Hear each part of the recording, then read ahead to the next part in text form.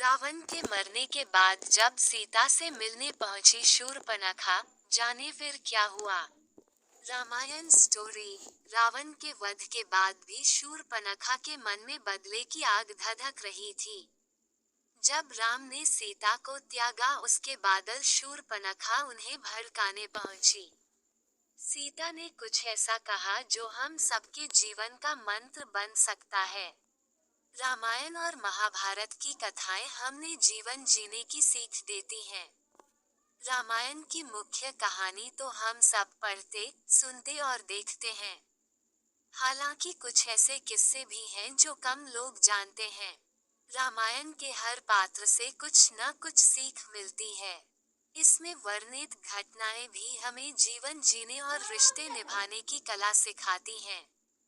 रामायण शूर्पणखा की भूमिका काफी अहम रही है। एक कथा के मुताबिक रावण के मरने के बाद शूर्पणखा सीताजी से मिलने पहुंची थी। जाने वहां क्या। जब मिली सीता को त्यागे जाने की खबर। राम और रावण के झगड़े की जड़ शूर्पणखा थी। रावण के मरने बाद शूर्पणखा का बदला पूरा नहीं हुआ था। जब शूर्पणखा को पता चला कि राम ने सीता को त्याग दिया है, उस वक्त उसने सोचा कि सीता के जले पर नमक छिड़कने का वक्त है। घने जंगल में रह रही थी सीता। राम ने रावण का वध किया और वह अयोध्या लौटे तो उनकी प्रजा ने सीता की पवित्रता पर सवाल उठाया। पति का मान रखने के लिए गर्भवती सीता वन में रहने चली गई थी। वह घने जंगलों में गई जहां वाल्मीकि मिले। उन्होंने सीता को अपने पास शरण दी। जब सीता शांति के साथ वहां रह रही थी तो शूर्पणखा उनसे मिलने पहुंची।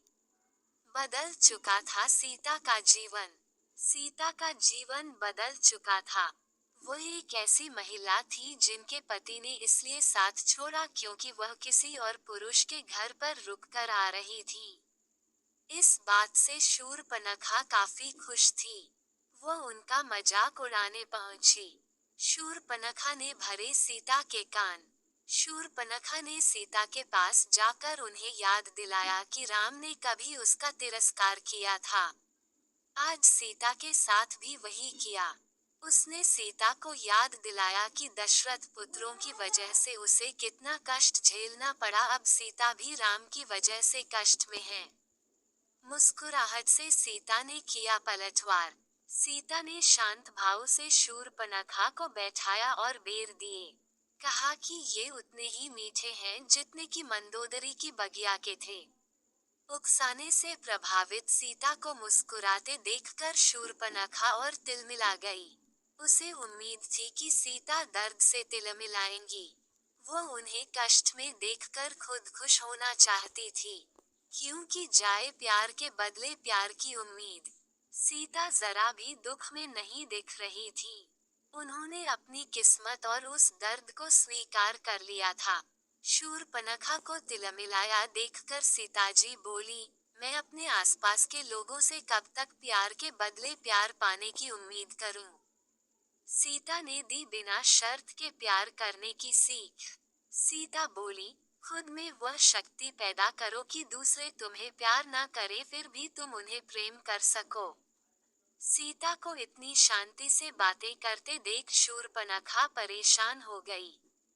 उसने भड़काया कि क्या सीता को न्याय नहीं मिलना चाहिए। इस पर सीता बोली, जिन्होंने गलती की उन्हें खुद ही सजा मिल गई है। जिस दिन से दशरथ पुत्र ने उन्हें छोड़ा है, उन्हें एक क्षण के लिए भी शांति नहीं मिली। पीड़ा देने वाले को होता है ज्यादा कष्ट। सीता ने शूर्पणखा को सलाह दी कि पुरानी बातें भूलकर आगे बढ़े।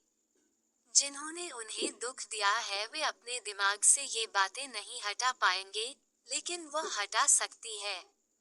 सीता ने शूर्पणखा से कहा कि उसने खुद को पीड़ित बना रखा है। बदले की आग में वह सिर्फ रावण जैसे ही बनती जाएगी। सीता बोली, अपने भाई, सगे संबंधियों के मरने और महल जलने से ऊपर उठे संस्कृतियां आएंगी जाएंगी। राम रावण भी आते जाते रहेंगे। प्रकृति ऐसी ही रहेगी। सीता बोली, मैं इसका ही आनंद ले रही। रामायण और महाभारत की कथाएं हमें जीवन जीने की सीख देती हैं। रामायण की मुख्य कहानी तो हम सब पढ़ते, सुनते और देखते हैं। हालांकि कुछ ऐसे किस्से भी हैं जो कम लोग जानते हैं। रामायण के हर पात्र से कुछ न कुछ सीख मिलती है। इसमें वर्णित घटनाएं भी हमें जीवन जीने और रिश्ते निभाने की कला सिखाती हैं। रामायण शूर्पणखा की भूमिका काफी अहम रही है। एक कथा के मुताबिक रावण के मरने के बाद शूर्पणखा सीताजी से मिलने पहुंची थी। जाने